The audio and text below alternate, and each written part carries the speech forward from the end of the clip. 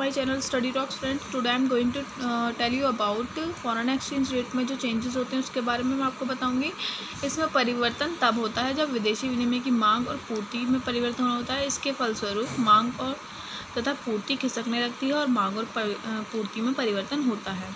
तो इसमें 5 तरह के चेंजेस हो सकते हैं। फर्स्ट इज़ निर्यात कीमत में वृद्धि।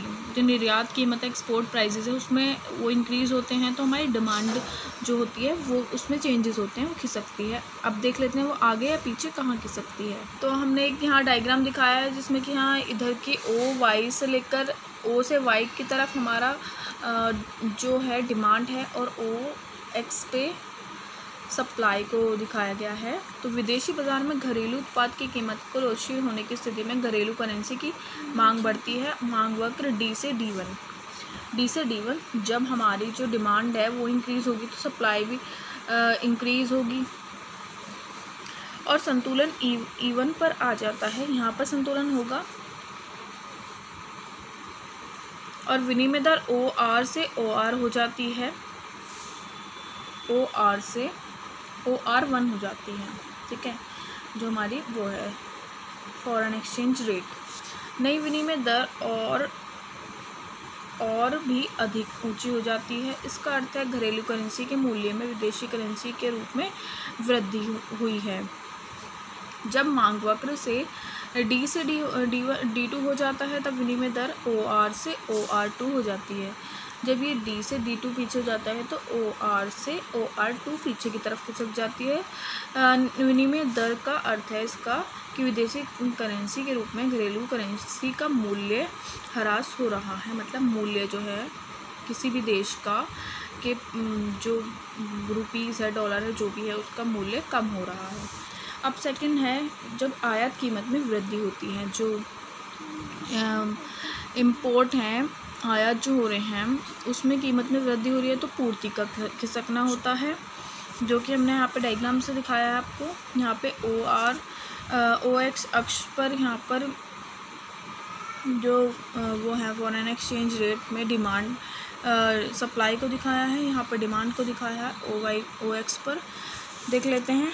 आयात में वृद्धि होने से घरेलू करेंसी पूर्ति खिसकती है। यदि आयातों की मांग लोशील है तो पूर्ति S से S1 हो गई है।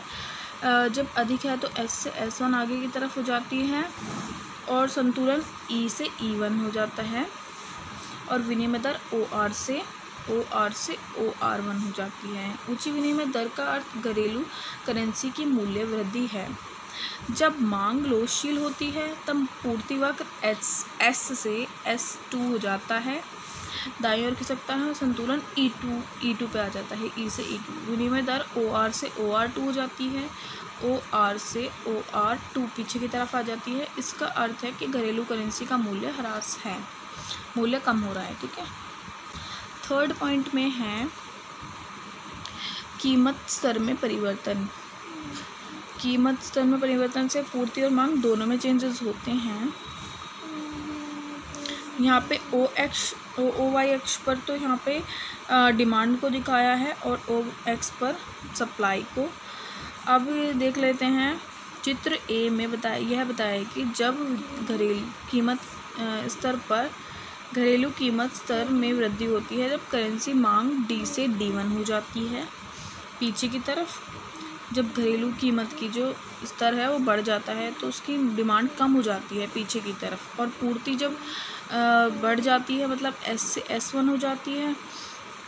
संतुलन E1 पर विनिमय दर OR से OR1 हो जाती है। इसका संतुलन भी चेंज हो जाता है और जो उसकी फॉरेन एक्सचेंज रेट है वो भी कम हो जाती है। घरेलू करेंसी का मूल्य ह्रास हुआ है, डेप्रिसिएशन। और इसका एक चित्र B भी है। चित्र B में जब विदेश की तुलना में घरेलू कीमत स्तर घटता है तब करेंसी की मांग D से D1 बढ़ जाती है, D से D1 आगे की तरफ और पूर्ति S से S1 कम हो जाती है, पीछे की तरफ घट जाती है। तो विनिमय दर बढ़ जाएगी तो OR से OR1। इसका अर्थ है कि घरेलू करेंसी का मूल्य एप्रिसिएशन हो रहा है, मूल्य वृद्धि हो रही है। अब फोर्थ पॉइंट में आता है कि पूंजी का आंतरिक तथा बाहरी प्रभाव। पूंजी का जो फ्लो है इंटरनल और एक्सटर्नल फ़्लो है उससे भी इम्पैक्ट पड़ता है, जो फ़ॉरेन एक्सचेंज रेट है उसके ऊपर नीचे फ्लक्चुएशन में। अब निवेश पूंजी के आवागमन का एक महत्वपूर्ण प्रभाव यह होता है कि पूंजी के आयातक देश की करेंसी के मूल्य में वृद्धि तथा निर्यातक देश की करेंसी के मूल्य में कमी होती है। अब किसी देश से हमारे इंपोर्ट कर रहे हैं, हम किसी देश से किसी सामान ले रहे हैं, तो उसका जो प्राइस है, उसका जो कीमत है उसके करेंसी की वो ज़्यादा है और हमारे देश की कम है, तो इससे भी उस पर पूंजी पर फ़र्क पड़ता है। पूंजी की जो रेट होती है फॉरेन एक्सचेंज रेट, तो वो भी बहुत मैटर करता है। लास्ट पॉइंट है संरचनात्मक परिवर्तन। संरचनात्मक परिवर्तन से अभिप्राय प्रौद्योगिकी में परिवर्तन तथा उत्पादन प्रक्रिया से संबंधित नवप्रवर्तन है, जिससे कार्य कुशलता बढ़ती है और उत्पादन की गुणवत्ता में सुधार होता है।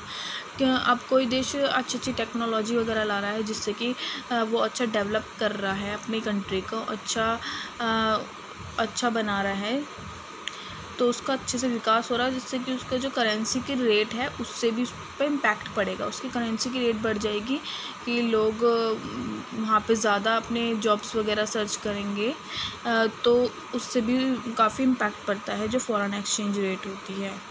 तो फ्रेंड्स, यही थी मेरी आज की वीडियो। अगर आपको पसंद आई हो तो प्लीज़ लाइक कर दीजिए और मेरे चैनल को सब्सक्राइब करें और साथ ही साथ बेल आइकन को प्रेस करें, जिससे कि मेरी आने वाली हर वीडियो आपको मिल सके। Thank you, bye bye, take care.